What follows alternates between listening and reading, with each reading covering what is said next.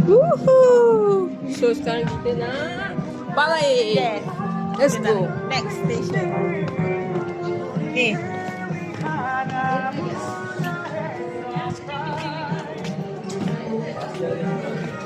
Dah, boleh.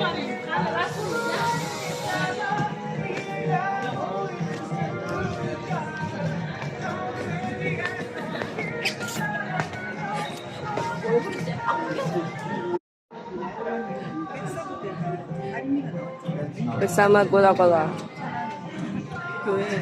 Kita tunggu 3 kali.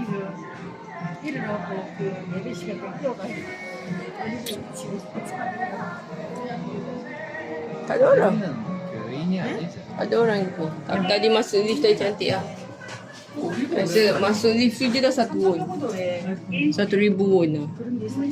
So ada punya apa lah? Apa? Okay, satu guys. So kita akan pulang ke Bagaian. Alright. Yes. Penat, betul. Okay. Tapi kita dapat menikmati keindahan Seoul di Namsan Tower. Okay. Ya, betul tu. Siapa yang tak suka view, jangan masuk. Okay. Siapa yang tak suka view, yang tak suka tengok macam keindahan, kita siapa? Okay guys, so sekarang kita nak menaiki bas untuk tempat lain pula. So kat sini banyak ada alone traveler, ada bestie traveler. Then nak juga. Jangan tahan kaki. So kita jogging sikit. Jom jogging sikit. Turun. Kita isah naik berapa pun. Kita tahu kita turun. Kita dah turun, settle. Mana-mana stesen bas nak mengalir ke mana tu?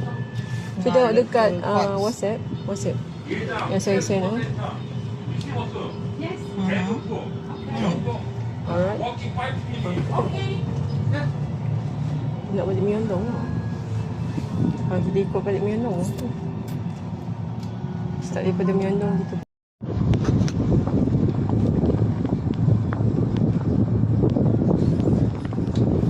Ni kita sedang turun daripada Namsan Tower.